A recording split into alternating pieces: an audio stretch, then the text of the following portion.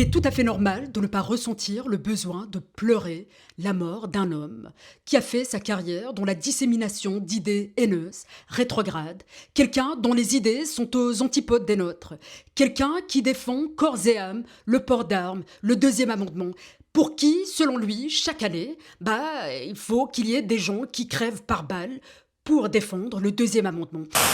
I think it's worth to have a cost of, unfortunately, some gun deaths every single year, so that we can have the Second Amendment to protect our other God-given rights.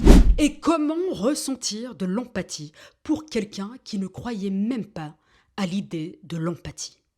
And it is to say you're actually not in pain. So let's just a little, very short clip. Bill Clinton in the 1990s, it was all about empathy and sympathy. I can't stand the word empathy, actually. I think empathy is a made-up New Age term that it does a lot of damage, but it is very effective when it comes to politics.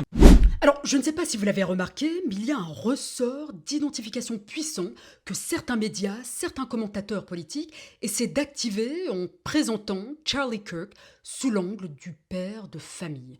Un père de famille qui laisse derrière lui une jeune conjointe et des enfants en bas âge. Mais vous n'êtes pas sans savoir que parmi les grandes figures politiques qui ont marqué l'histoire du monde, tant dans ces périodes sombres que dans ces périodes glorieuses, on en a connu des pères de famille. Alors réduire Kirk à cette seule dimension, ça revient à mobiliser ce qu'on appelle l'argumentum ad misericordiam, donc l'appel à la pitié. On cherche à susciter une réaction affective en sacralisant le rôle social d'homme, de père, de famille. Ok, chaque vie humaine devrait susciter une réaction naturelle en nous. Mais l'empathie, entre vous et moi, elle est sélective. Elle dépend de la proximité affective qu'on a avec quelqu'un. Elle dépend aussi de nos biais. Alors que cultiver l'art du débat?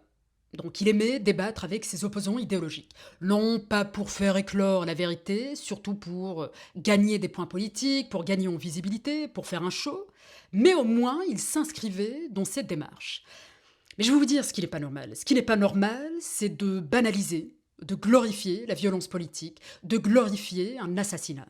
Et savoir débattre, c'est détenir un pouvoir qui sait l'emporter sur la force brute qui, elle, cherche à convaincre pour contraindre.